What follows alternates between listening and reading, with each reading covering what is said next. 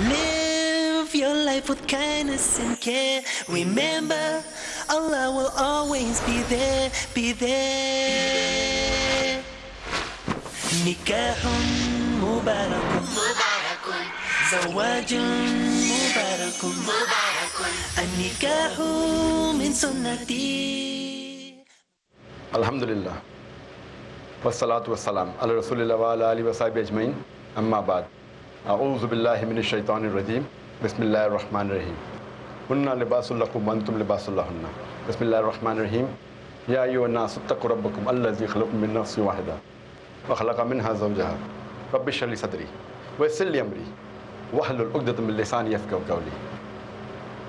My brothers and sisters, I welcome all of you with the Islamic greetings. Assalamu alaikum wa rahmatullahi wa barakatuh. Wa alaikum assalam wa rahmatullahi wa barakatuh. May peace, mercy and blessings of Allah subhanahu wa ta'ala be on all of you.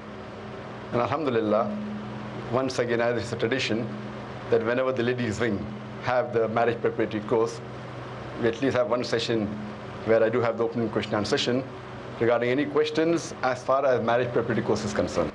Any questions on the marriage issue, before marriage, during marriage, after, inshallah. And since this session is mainly for the sisters, we'll be having more questions from the sister side and a few from the gent side, from the brothers. And I suggested that every 4 questions or 5 questions from sisters, we'll have 1 question from the gent side, inshallah. So if any sisters have any questions, they're most welcome to ask. Assalamu alaikum. Wa alaikum assalam wa rahmatullahi wa barakatuh.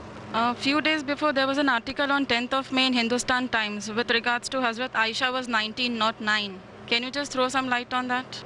Sisters asked a question that there was an article that came in Times of India, Hazrat Aisha, may Allah be pleased with her.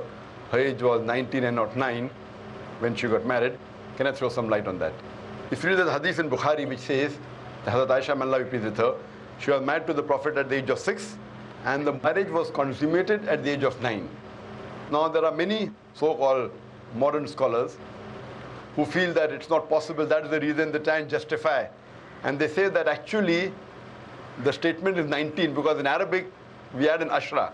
So they said ashra, the 10 is missing. We said 10, 9 for 19. So the 10 is missing, therefore it sounds to be 9. Actually it should be 19. This is the assumption. But what we believe that after the Quran, alhamdulillah, is the saying of the Prophet ﷺ. And we have to check whether the hadith is sahih or not. And we realize that this hadith of Sahih Bukhari, and alhamdulillah, it's authentic hadith. But how can we logically prove today? Now those scholars, inverted commas, who when they cannot prove logically any part of the Quran and the hadith, they try and say there is some mistake in the assumption and the meaning is different, etc. What we have to realize that first we have to check whether the hadith is authentic or not. If it's authentic, if we cannot prove it logically, we have to feel and we have to understand that the science hasn't advanced so much to try and make us understand that hadith of the verse of the Quran. So based on this again, what I believe that the hadith is authentic and even the age of 6 and 9 is authentic. And how to justify that? When I was in the medical college, I passed in 1991, and in the 80s we were taught in the medical college that a lady, she reaches puberty and adulthood, maturity, at the age of approximately, in India it is about 13 to 14, 15, in America it's about 12 to 13, and the age factor of the puberty keeps on changing depending upon the atmosphere, depending upon the surrounding, depending upon the diet, depending upon the climate. Today medical science tells us that closer to the equator, the age of puberty is earlier. This is one point of it. And today after science advance, we have come to know that because of the change in the atmosphere and the surrounding and the diet itself, today in America as well as in India, there are cases in which there are sisters, mashallah, girls, at the age of 10, they reach puberty. They start having menstrual cycle. And today medical science tells us that if any lady starts the menstrual cycle at the age of 10, it is nothing unique. It's quite common. Though the age of menstruation today has become a bit less, approximately 12, 13, 14. But even if a girl starts menstruating at the age of 10, even 9, it's nothing to be alarmed of. If the age of menstruation is below the age of 9, then there is a concern. So based on this scientific fact that we have come to know today, according to the Islamic Sharia, moment a lady reaches puberty and a gent reaches puberty, they can marry. Every country has its own law. For example, the law of India is that when a girl reaches the age of 18, they can marry. The law in USA is at the age of 16. The law in Indonesia is 19. So for example, if a couple get married in America who are of the age of 16, so in America it's legal, but in India it's illegal. Now why has India chosen 18 and America chosen 16, we don't know. And there is a state in America called Texas, where coming down generations that it's common to marry early. So therefore in Texas state alone, even if the girl or the boy, they are of the age of 14, they can marry, it's legal. So there's a separate law for Texas because that's the society. So at the age of 14, if a girl or boy living in Texas marries, it's legal. What's illegal in India is legal in America. What is legal in India is illegal in Indonesia or Malaysia. So what we realize that everyone has his own criteria. As far as the Islamic criteria is concerned, I told you that once a girl or a boy reach the age of puberty, when they get matured, they can marry. So based on this, alhamdulillah, what we realize, Hazrat Aisha, may Allah be pleased with her, she was unique. And when we read the life history of Hazrat Aisha, may Allah be pleased with her, she was very intelligent, she was very matured, and alhamdulillah, mashallah, because of that, we know that many ahadith are narrated by the wife of the Prophet Muhammad. There are some people who say, that's fine, she could have waited for another 10 years and then got married. Some of the Orientalists, some of the so-called modern Muslim scholars. If she had waited for another 10 years, we know that after the Prophet married her, the Prophet hardly lived for 10 years. So if she had married after that, she wouldn't be able to narrate the hadith that we know. So because she was intelligent, she was matured enough, alhamdulillah, I feel medically and scientifically and Islamically, a marriage consummated at the age of 9, once a lady is matured, it's perfectly fine, alhamdulillah. Hope that answers the question, sister. Any other sisters have any questions?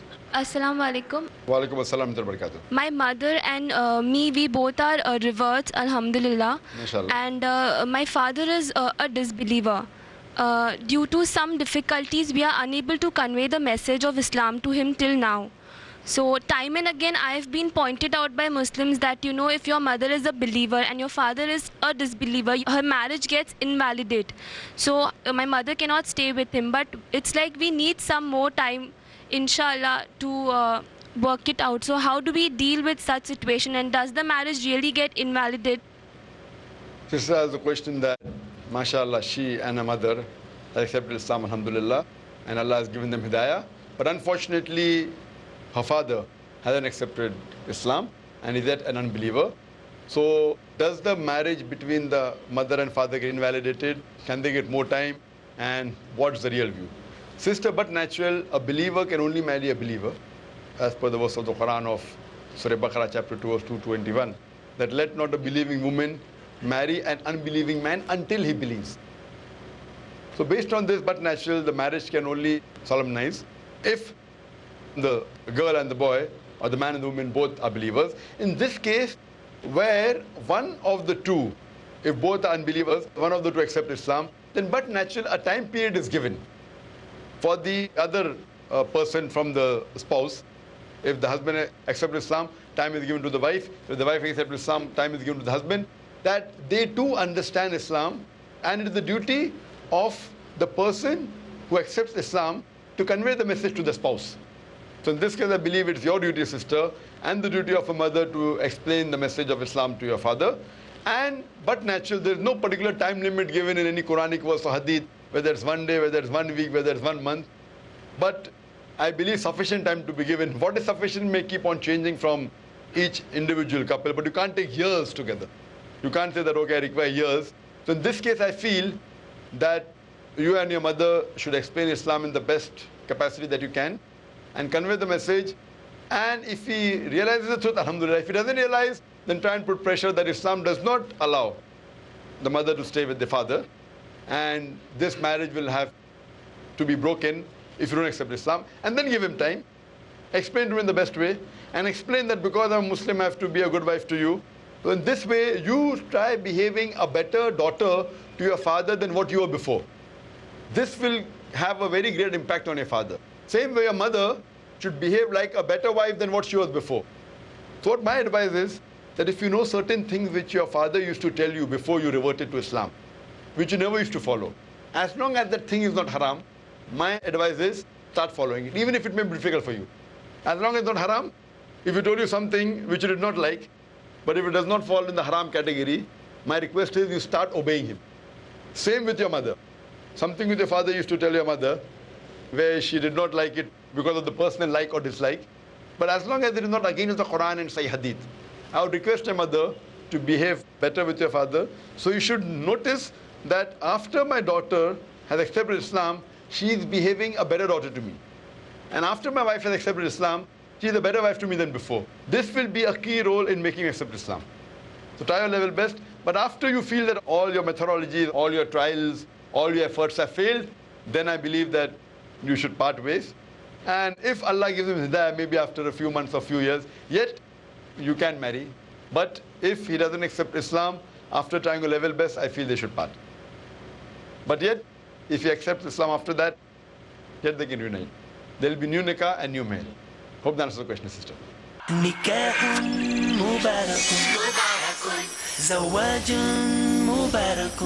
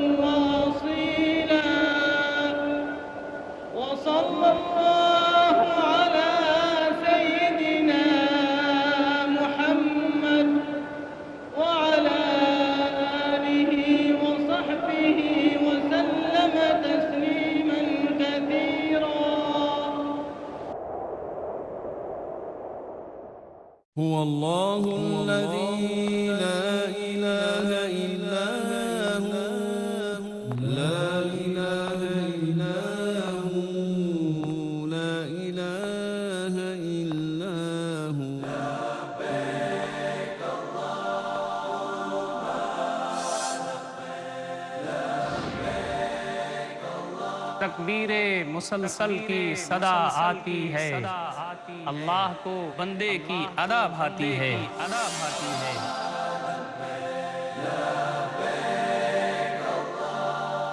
رب کی ایک آواز پر دیوانے کفن بدوش نکل پڑے پروانے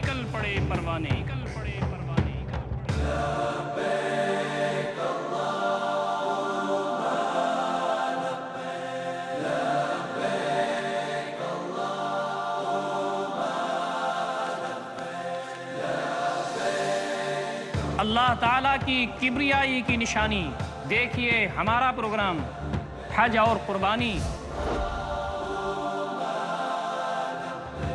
صرف پیس ٹی وی اردو پر لبيك اللهم لبيك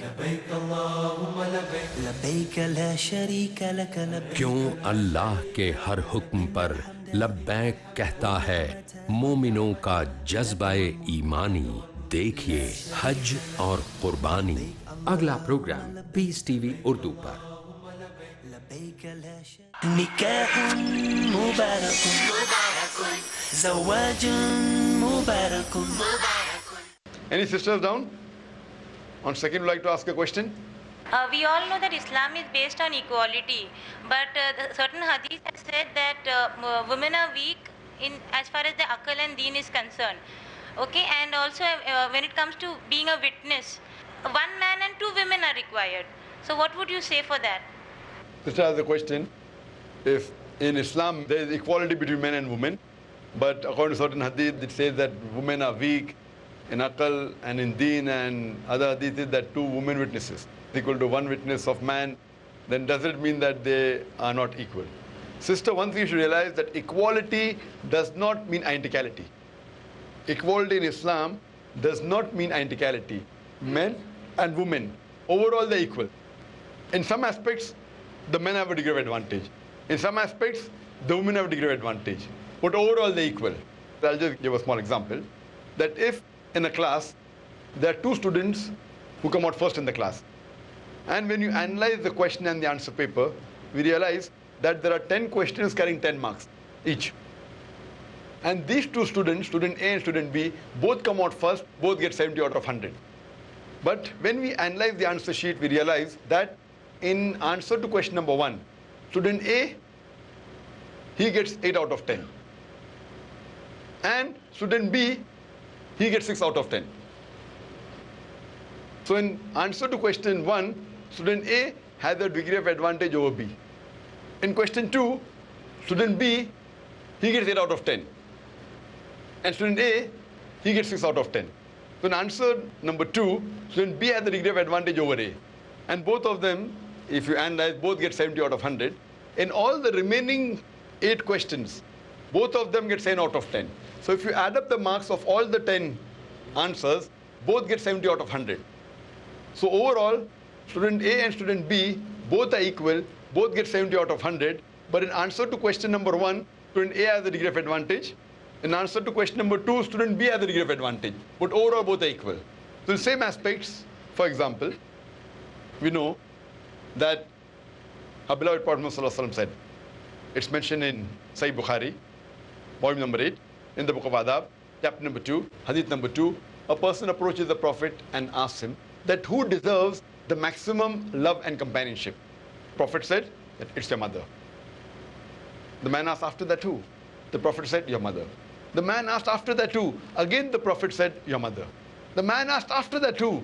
Then for the 4th time the Prophet said, your father. So in short, 75%, 3/4 of the love and companionship goes to the mother, 25%, 1/4 goes to the father. In short, the mother gets the gold medal, she gets the silver medal as well as the bronze medal. The father has to be satisfied with the mere consolation prize. In this aspect, as far as love and companionship of the children towards the parents is concerned, the women have a degree of advantage. On the other hand, suppose a robber enters my house. I'll not tell my wife and my daughter that I believe in women's liberalization. I'll not tell them to go and fight. Here, because the Quran says in Surah Nisa, chapter number 4, verse number 34, that Allah subhanahu wa ta'ala has given the man more strength than the woman. So it's the duty of the man to support the woman as far as strength is concerned. So in strength, the men have a degree advantage as compared to the women. But overall, men and women are equal. So in the same aspect, as far as the sister asks the question, the hadith says that the women are weak in naql and deen. So does it mean they're inferior? You want to realize that in Arabic I would say rather that it should be called less rather than weak. I believe the translation less in English is better, is far superior as compared to weak. And what we realize that, yes, in certain parts, we know scientifically that certain parts the men have a degree advantage as far as intelligence is concerned. In certain parts, the women have a degree advantage. As far as today's science tells us, as far as spatial thinking is concerned, as far as planning is concerned in taking care of the state and future, the men are more intelligent as far as the woman is concerned in terms of spatial consideration, planning about the future, taking care of the state, taking care of the country. As far as verbal qualities are concerned, the women are far superior as compared to the men. That's the reason mother is far superior to father, because Allah has given the woman verbal qualities. So mother can take care of a child far superior than a father. So that does not mean a father is weak. As far as parenthood is concerned, the mother has a degree of advantage over the father. As far as planning of the future of the country is concerned, the male has a degree advantage over the female. As far as deen is concerned, the hadith says that weak in deen, I would translate less in deen. If you analyze that there are certain concessions given to the women as far as deen is concerned. For example, as far as salah is concerned, when a woman is undergoing a menstrual cycle, she need not pray. So that's the concession that's given. She need not pray, and neither does she have to compensate for it. But if she is fasting, if she is undergoing menstrual cycle, she doesn't have to fast, but she has to compensate for it. But in Salah, the 5-time Salah, during the few days, whether it be 4 days, 5 days, 6 days, or 7 days, whatever it is, during the menstrual period, she need not pray. It's a concession given. So, but naturally, she has less responsibility. As far as Salah is concerned, she is given certain concession. Because of the menstrual period, there are certain psychological changes going on in the lady. So based on this, if we say she has to perform less in certain aspects, otherwise they're equal. Otherwise the Quran clearly says in Surah Ahzab chapter 33, verse number 35, it says, Innal Muslimina wal Muslimati, wal Mu'minina wal Mu'minati, wal Qanitina wal Qanitati, wal Sadiqina wal Sadiqati, wal Sabirina wal Sabirati, wal Khashina wal Khashiati, wal Mutasaddiqina wal Mutasaddikati, wal Saimina wal Saimati, wal Hafidina furujum wal Hafidati, wal Zakirina Kasira wal Zakirati, Adallahu lahum maghfirat ajrin azima.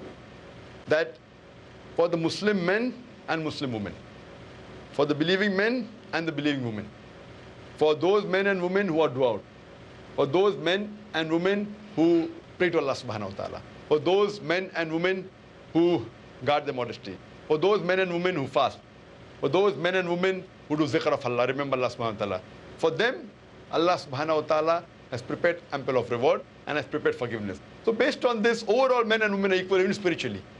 In certain aspects, Allah subhanahu wa ta'ala has given concession. That's what I interpret the hadith, that they have to do less activities. The best example is Salah. And as far as the third part of the question is concerned, that as far as witness is concerned, that 2 women witness equal to 1 witness of man, this is a misconception. If we analyze, there are various verses in the Quran which talk about witnesses. And most of the times, witness of men and women are the same, except in certain cases. There's a verse in the Quran in Surah Baqarah, chapter number 2, verse number 282, which says that when you get involved in a financial transaction which involves future obligation, put it down in writing and take 2 men as witnesses amongst yourself. If you can't find 2 men, then 1 man and 2 women. Because if one makes a mistake, else the other will correct her. Though some of the translators have said, if one forgets, the other will remind. I believe that the correct translation here of Tazil is more that if one makes a mistake, else, then the other would correct her. Now, this verse of the Quran specifically speaks about financial transaction. And what is the logic behind this? That why in financial transaction 2 men are preferred, or 2 women is equal to 1 man? It is because in Islam, man is the bread earner. It is the duty of the man. Before a woman is married, it is the duty of the father or the brother. And after she's married, it is the duty of the husband and the son to look after her lodging, boarding, clothing, and all financial aspects. So here, the responsibility of earning in the family has been put on the shoulders of the man. So since he's the bread earner, he's the one who looks after the family as far as financial aspect is concerned. But natural, he's financially more aware. So in financial transaction, but natural, the man is more qualified as compared to women. For example, if a person wants to undergo a major surgery, the best would be that he takes the advice of 2 qualified surgeons. If he can't find 2 qualified surgeons, he takes the advice of 1 qualified surgeon and 2 MBBS doctors. He can't do the surgery, a major surgery with 4 MBBS doctors. 1 qualified surgeon and 2 MBBS doctors. Similarly, here the Quran says that 2 men amongst you for witness. If you can't find 2 men, 1 man and 2 women. The Quran does not say 4 women. So it's not 1 is equal to 2 exactly. It is preferable to have 2 men as witness because the men are more qualified. As far as financial transaction, if you can't get 2 men, then 1 man and 2 women. So only in financial transactions are 2 women witnesses equal to 1 man as witness. There are other cases the fuqaha say in case of murder, because of the nature of the woman, because of the fear factor, because of the murder case. In this case, 2 women is equal to 1 man. Otherwise, all the other cases, for example, the Quran speaks about talaq in Surah Talaq, chapter 65. It's mentioned 2 witnesses. It's not mentioned whether it's a male or a female. And to be more specific, there's a verse in the Quran in Surah Nur, chapter number 24, verse number 6, which says that if the man lays allegation against the wife, and if he doesn't have 4 witnesses, then he can take oath 4 times against the wife. And if the wife, on the other hand, if she disagrees and she thinks that the husband is telling a lie, she too can take oath 4 times if she doesn't have any witness. So here, 4 witnesses of a husband is equivalent to 4 witnesses of a wife, or 4 oaths of a husband is equal to 4 oaths of a wife, indicating that 1 is equal to 1. So the Quran is clear cut that 1 witness of man is equal to 1 witness of woman. Only in certain cases like financial transaction, etc., where 2 women is equal to 1, which is a logical case, because financially a man is more qualified as compared to women. I know there may be certain women who may have done MBA in finance, etc. These may be rare cases. But generally, if you follow the Islamic system, a man is a bed earner, so generally he should be more qualified. So based on this, that is the reason only in financial cases and in certain murder cases, 2 women is equal to 1 man as witness. Otherwise, both are equal. Hope that answers the question, sister. Wa akhir da'wana alhamdulillah rabbil alameen. Forever be true. Cherish this life that's destined for you. Live your life with kindness.